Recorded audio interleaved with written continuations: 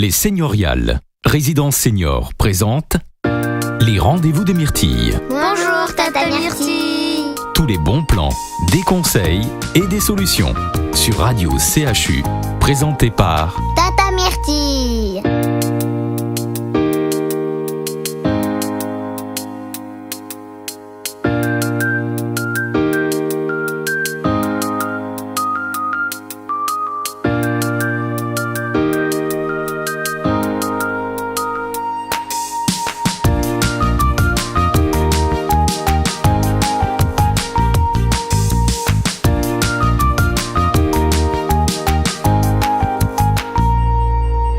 Bonjour, les rendez-vous de Myrtille vous proposent aujourd'hui d'évoquer les difficultés que rencontrent les aidants familiaux de personnes dépendantes ou handicapées.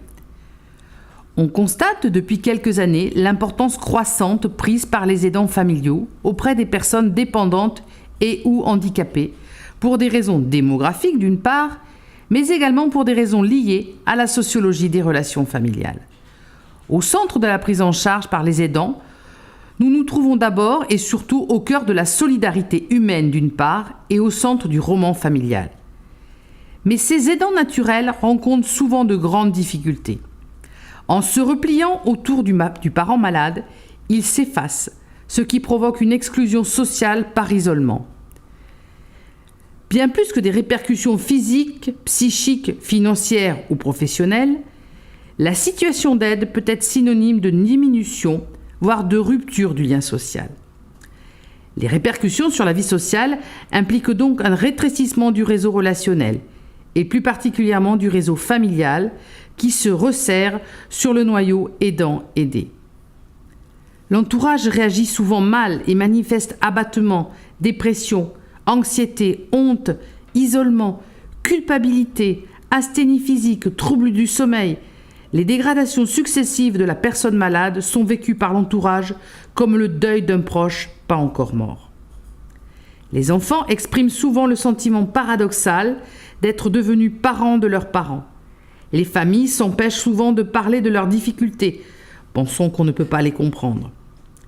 Elles manquent d'interlocuteurs, se sentent marginalisées et souffrent d'isolement.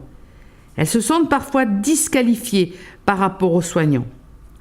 Au fur et à mesure que la maladie évolue, le malade est de plus en plus dépendant, l'entourage de plus en plus sollicité et confronté à des situations de tension qui peuvent altérer sa santé. Tata Myrtille, on t'adore. Dans leurs témoignages, les aidants parlent de leur relation à l'extérieur du cercle familial et ou amical immédiat. Ils font souvent part du sentiment de honte ressenti lorsqu'un épisode difficile se produit en public. Colère, agitation, incontinence. Peu à peu, la maladie progressant, les aidants se replient sur leur fonction d'aidant. Ils sortent moins à l'extérieur de chez eux. Ils n'invitent plus d'amis. Ils ne participent plus à une vie sociale.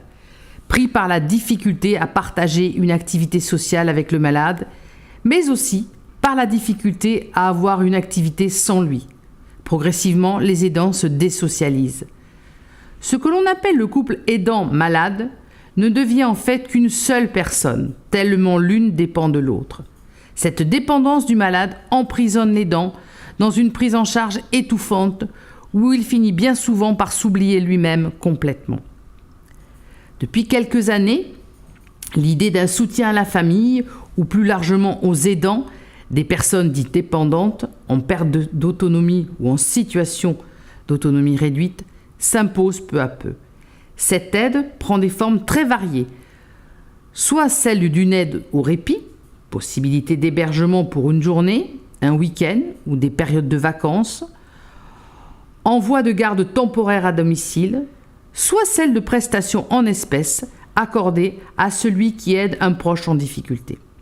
Allocation, exonération de cotisations sociales. L'attitude à soutenir et à mobiliser l'entourage de la personne handicapée et ou dépendante, à prendre en compte les besoins et les angoisses de la famille, à assurer son information ou formation est l'un des 3 éléments constituant l'efficacité du soutien à domicile. L'aide aux aidants suppose ainsi un transfert partiel de connaissances qui vient s'ajouter au soutien psychologique, aux prestations de services et à l'aide au répit.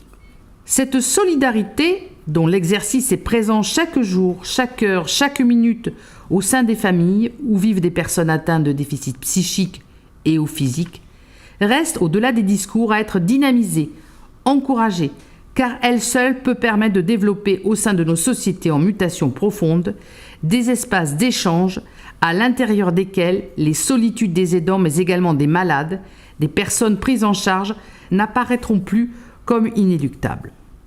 Rappelons que sur Bordeaux, vous pouvez trouver de l'aide en appelant la plateforme Autonomie Senior au 0800 625 885 ou l'association d'aide aux aidants du pavillon au 05 57 81 24 79. Je répète, 0800 625 885 ou 05 57 81 24 79. Le proverbe du jour de Myrtille.